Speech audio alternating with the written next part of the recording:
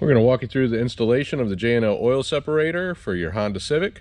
Including the J&L kit is an oil separator, a mounting bracket, 2 hoses, 2 mounting screws, a hose clamp. The tools you're going to need for installation is a ratchet, extension, 10mm socket, 12mm socket, a pair of needle nose pliers. If you have a pair of right angle needle nose pliers, they are very helpful. You can buy these very inexpensively at your local discount tool store. A Phillips head screwdriver, a 1/4 inch nut driver. If you don't have one of these, you can use a 1/4 inch socket, or you can also use a flathead screwdriver. This will be to tighten up the hose clamp. And lastly, we'll need light oil. Let's get started. Our first step, we need to remove our engine cover. This simply just pulls up, pulls out of a couple little grommets. Next, to get access to our PCV line, which is this line here, going from the intake manifold, comes up and goes to the valve cover. We're going to remove this stud, this 10mm stud, and a couple clips. This is going to allow us to pull this harness up to get better access to that hose clamp. Let's remove our stud.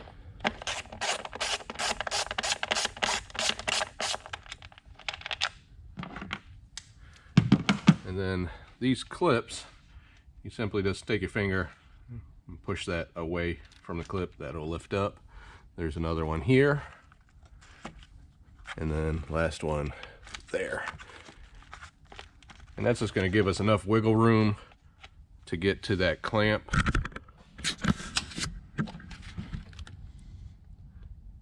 Right there. And now you need to get to that clamp. You can use a right angle pair of needle nose, are very, very convenient. You could also get this with a regular pair of needle nose too, but this just makes life a lot easier. So I'm going to pull that clamp off, and then to pull this hose, you're going to need to grab it with a pair of pliers and twist it to break the seal, because it's usually pretty tight on there.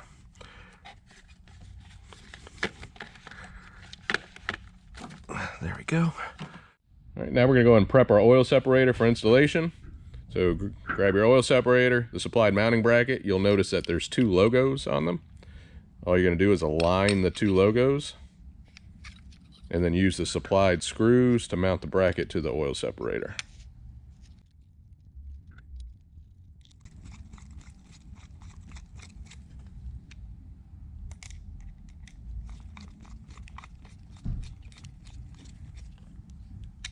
Our mounting location for our oil separator, on the front side of the motor, we're going to take this 12mm nut off.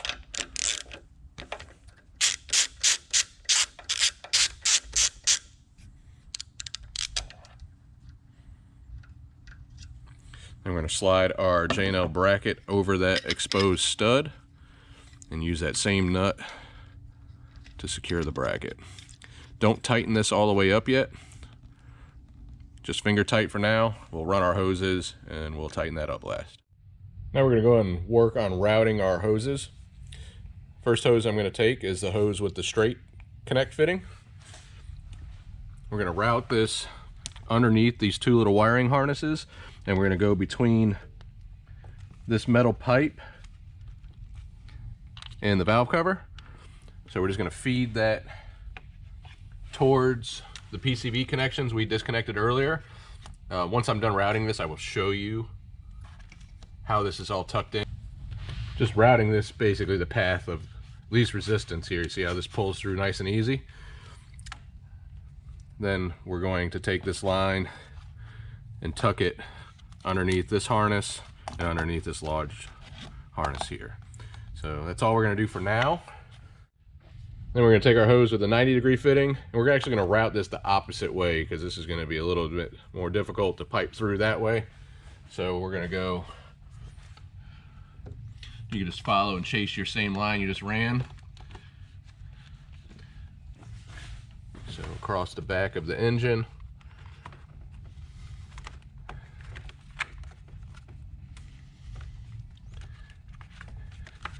And then under that pipe.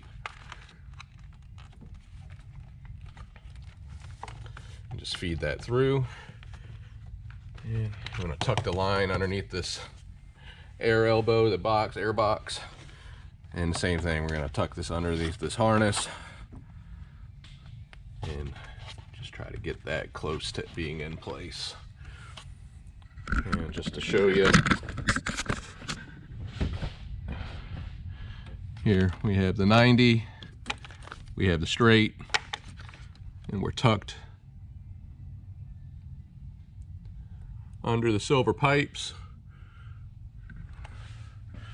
and heading towards the oil separator. We're going to make our connections at the engine first. So you have your factory line you had disconnected earlier. Make sure you still have your clamp on there. This is going to connect into the straight fitting. Just push it right into place. You could use a little oil here to lubricate this so this easily pushes onto this fitting. But this is a non-reinforced hose, so it's usually not that hard to push on. Once you get that pushed on, take your pliers, grab your clamp, and we're going to slide our clamp all the way up.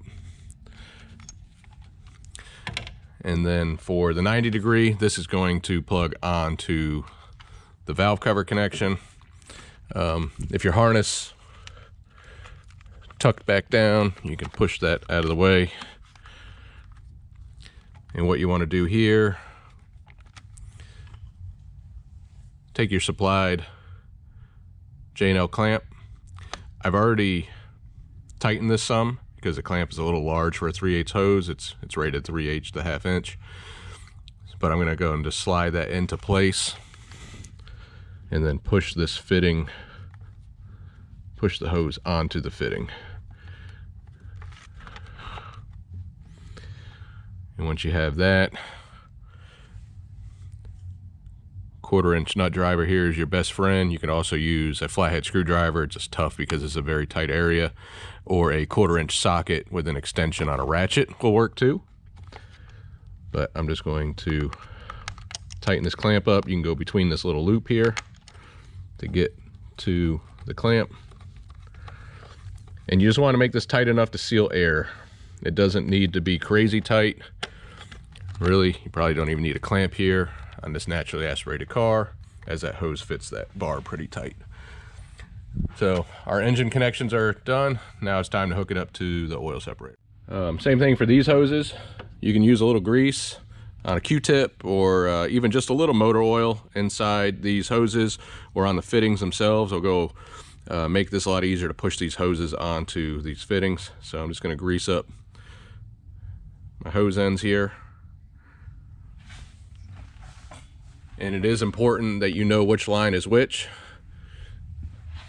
So our line that goes to our valve cover, the one with the 90 degree fitting, needs to plug onto the O side of the can. That's where the filter is. So I'm going to wiggle that line, which I see is this one. Okay. And this line is going to route through this harness in the solenoid here and push onto that fitting. Okay. And then our other line, which is going to our factory line that's running to the intake manifold, is going to push onto the C side of the can, like so. There's no clamps that are needed here on our fittings. Our hose is reinforced, it's fiber reinforced, and then the sharp barbs that are on our fittings grab the hose. So you can't, you really gotta try real hard to get this hose back off without having to actually cut it. So no clamps are needed there. It seals nicely. So once we have our hoses connected, what we want to pay close attention to is the bracket on this O2 sensor plug. You want to make sure there's a nice air gap there. And then once we have that gap into place, we're going to tighten up that 12 millimeter nut. Also, if you wanted to buy even more space here, this plug is on a pretty thin sheet metal bracket. You could push this back and just tweak this a little bit and buy you some more space. But that's up to you if you'd like to do that.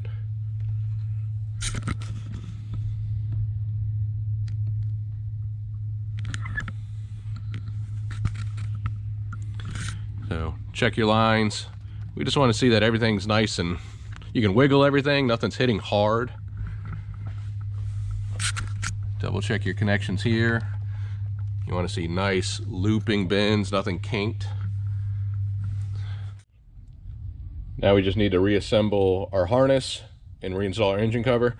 So just push the harness onto its retainers in those 3 spots, 1, 2, 3, and then we need to reinstall that ball stud. You'll see that it's got a shoulder on it where it sits inside this harness. So I'm going to install that by hand and make sure that seats down, and then we'll tighten that up with our ratchet.